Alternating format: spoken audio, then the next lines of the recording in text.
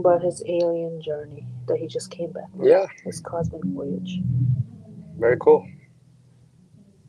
And then he saying, I only have 20 minutes. But then we got Very cool. Okay, it's perfect. We Saying have I audio. only have 20 minutes. We have audio. We have audio. It's lagging just a little bit. Good. Hi, good evening, and welcome to another Bravery and Healing Support Group podcast. Today I have Christian. He's been here before, but today is special because he's stepping up to the Digital Detox Challenge. We held it in Mosaic. It's a series of questions.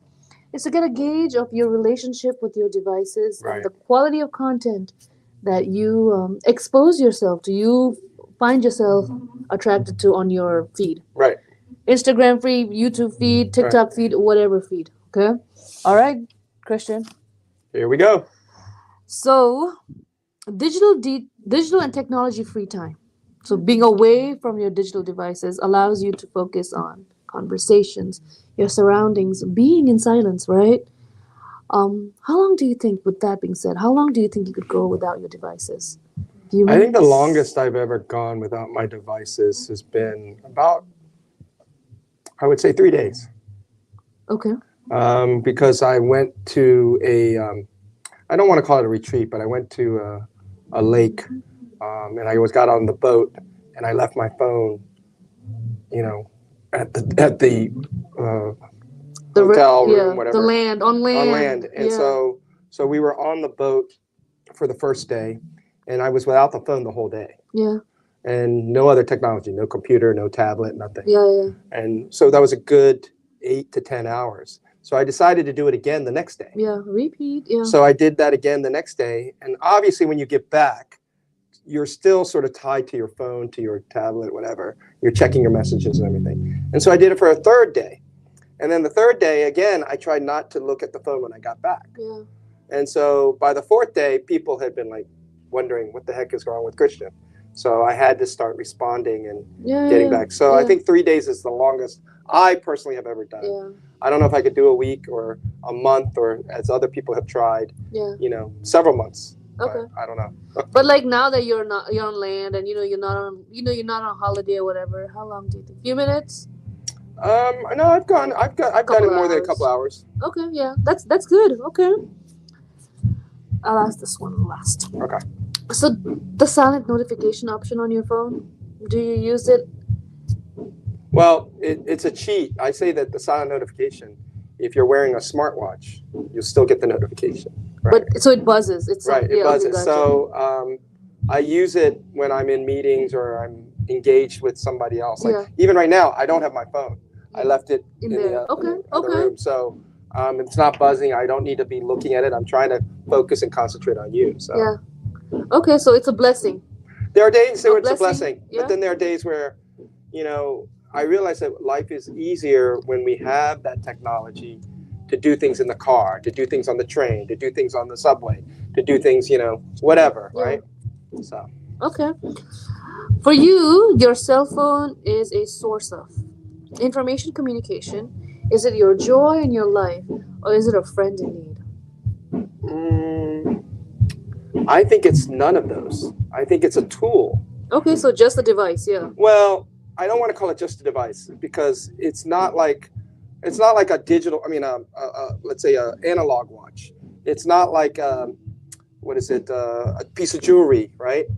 It's not like a pen. A pen is a tool too, right? Yeah.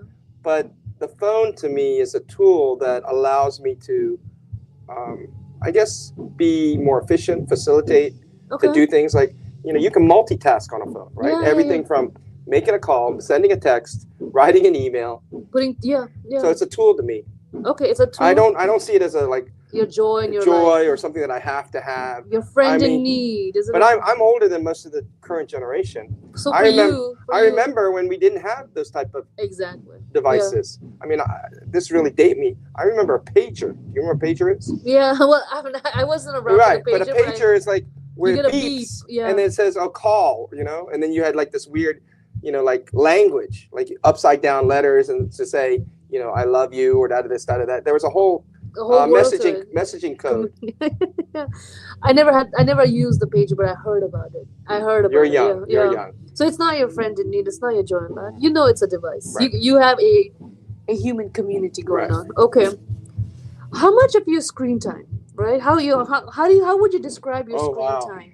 Well, now Is that it like a necessity? Are you connecting on it, or are you kind of escaping it? Are you escaping? I think it's more 40% is work, connecting, networking, job search, whatever it necessity. is. Okay. The other 60% is really ingesting content. You know, you're absorbing whatever content, whether it's song, music videos, film, Korean dramas, right? You Very get into popular. it. Okay. So that's really the ingestion of, it's a sustenance, right? Yeah. Because people think I'm an E, that I'm an extrovert. Yeah. I'm really an I, but I'm a situational extrovert. What that means is I know when to be an extrovert because You know when to go out there I and learned shake how hands. to Yeah. sell at the age of 15, Yeah. selling knives door to door, Cutco knives. So Oh my gosh, yeah. I Those mean, guys, so it forced me to be a situational E, yeah. but I really need I time, meaning for me, Introvert time. just to detox and watch stuff and not have to think. You know, a lot of times Yeah. when you're on the 40, what I said, the 40% of interaction in the computer Yeah, and being you're on, still plugged in. I'm plugged in, but I'm using my calculating brain. Yes. The 60%, I just want to just veg and just You're absorb. decompressed. A lot of people Right. say decompressed. So would you describe that as an escape as well? Yeah, definitely escape. Okay. Definitely escape. But it's very momentary. Okay. Right? Because Okay, you know have when a you good watch balance. when you watch a movie, right? Yeah. So Yes. hopefully you're just lost in the movie, right? Like Not Avatar, everybody- I'm in Pandora. I when know, I'm on I know, Avatar. but I'm just saying. Yeah, yeah. But again, when you're lost in the movie, then nothing else is going on in the what I call the sub processes, right? But I it's like hard, that. Yeah, you're not calculating. right? Okay, so then since you mentioned your screen time, right? Since 60% of that, right? How much of that 60%, right? Where you're escaping, how much of it is like informing you? Or would you say, does it inform you more? Does it encourage and uplift you more? Or does it kind of give you anxiety and bring you down? I think it's a combination, but the biggest thing is, I think if I had to pick out of those options, it's really to get information and to help me create other ideas. Like, as you know, So you Bo are, and I, yeah. Bo and I do a lot of different events, right? Yeah. We do a lot. So anything that I'm ingesting, it is informational, but it's also hopefully inspirational of what I want to do. Yeah. Right? I don't see it as creating me anxiety. Now, there's always regrets, right? Oh, I wish I'd done that, or I wish I thought of that first. Be somebody else's Oh, thought okay, of it. okay. But those are the only things. It doesn't bring you down. No. Yeah, it doesn't give you anxiety. Okay. All right, and for the last one, where's your phone located when you go to bed? Is it far from your rest area? Oh, that's a good question. Is it around for emergencies, or is it cuddling with you? That's a great question because I'm very situational again. Okay. So if I'm really tired from, let's say, an event, right, then I put my phone in a different room so I don't let it. Yeah. But if I'm having to work the next day, or I have to do, other things that are of some dire need, Yeah. then it's right next to my bed. But I don't cuddle with it. It's not, like I said, it's not a person or a passion. It's a device or tool. Yeah. So I don't have it right next to me, like in my bed, in my hands with me. I feel like there has to be some, and then also, I'm sort of a, what is it? I don't want to call myself a germaphobe or what's it called when people are thinking they're going to get, what is it? I mean, your phone's everywhere. Conditions, right? Yeah. Your phone's everywhere. Right. Yeah. So I just don't like it being super close because you never know about they talk about the waves or the radioactiveness and all that. I know that's a lot of, just talk, but I just don't like it being right on me, Well, I also ask this question because, like, it's during your rest time, right? You're sleeping, you're tapping into your subconscious, your dream, and so if you're still plugged into this world, it's kind of disturbing you. Well, so you answered it correct, like not correctly. There is no correct answer. Correct, but like it's far from you, but it's very situational. Yeah, but on important days, it's close to you because as soon as you wake up, you look into it.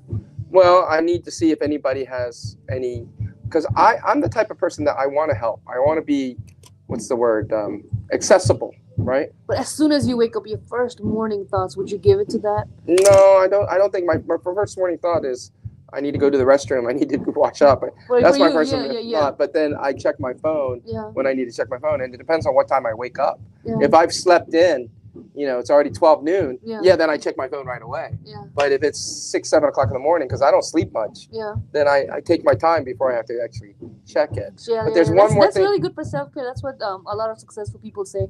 Instead of plugging it immediately, take care of this first, and then. Well, I think it's you got to be careful with anything in life, whether it's food, whether it's technology, or even sex, or whatever it is. Yeah. You can be somewhat addicted to it, right? Yeah. And we know people who are addicted. I'm not on TikTok.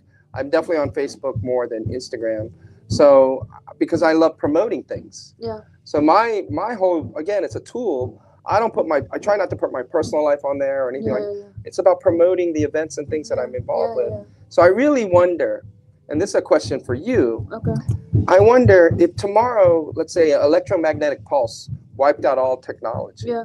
How would you survive? I would definitely survive. Yeah.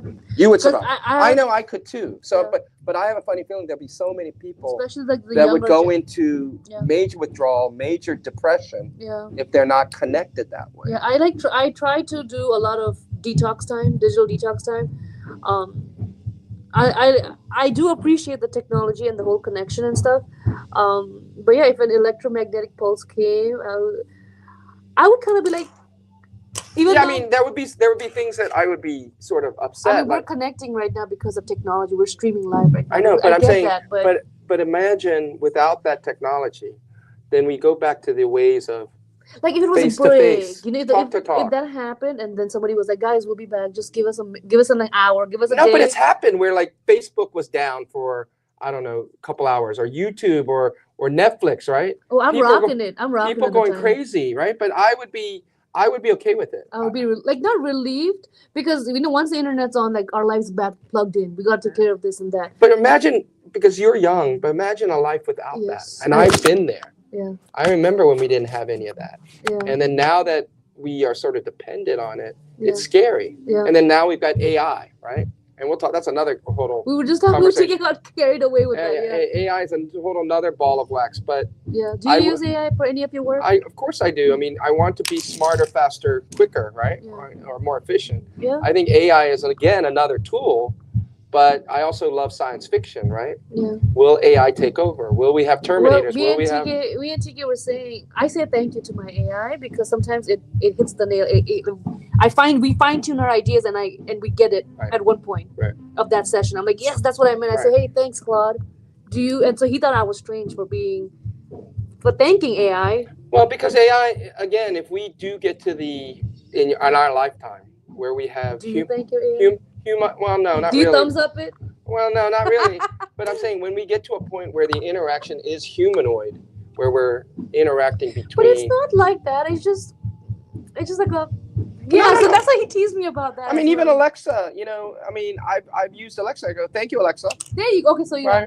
But again, I know it's not a real person. But the minute you look at it differently as a real human interaction, that's your mistake. Well, that's where this Sam Altman was talking about how a lot of younger guys are getting relationship advice from AI. No, people have actually ended up getting girlfriends with mannequins and bots and other things, or boyfriends, and it's like, because we're always searching for human interaction. But let's face it, humans can be nasty. They can be evil. They can be so judgmental.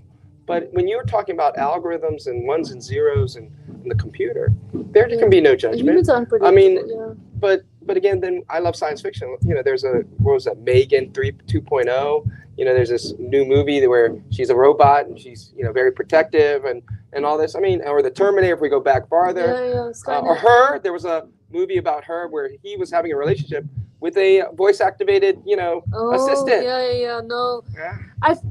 Well, there's the unpredictability of a human, right? So I feel like I like the human version of it. But you said you like Korean drama, and so before we end it, right? Squid Games. Do you watch Squid Games? Of course, I watched them all. Yeah. You watched the last one. You know how he ends it with, humans are, right? Humans are.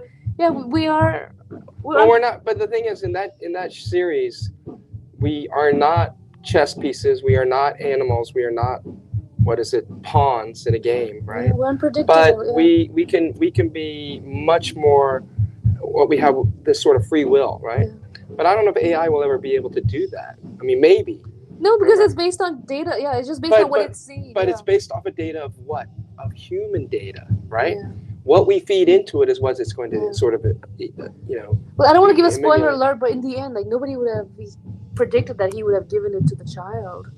Yeah, but there's a lot of theories that he's not dead. There's a lot of theories of, what's going to happen last. But again, I don't want to make any other spoilers for it, but there's a lot of other. Is there another Squid Game coming out? Oh, I think there will definitely be an American version because there was an end scene with Kate Blanchett.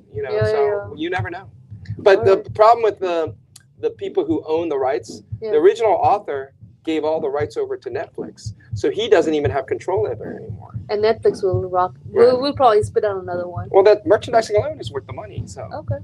Anyway, but yeah, Proc, this has been a pleasure. Great you. challenge. I feel like you passed the digital detox challenge. I try. You have a good relationship with your digital devices, and you know that your devices are just right. Even now, I'm not like rushing to get to my phone. Yeah, and people sometimes are right on the camera while here. I'm just like, okay, I just stay quiet. Actually, I don't say anything. Thanks, you guys. Thank you. Thank you, Christian. All right.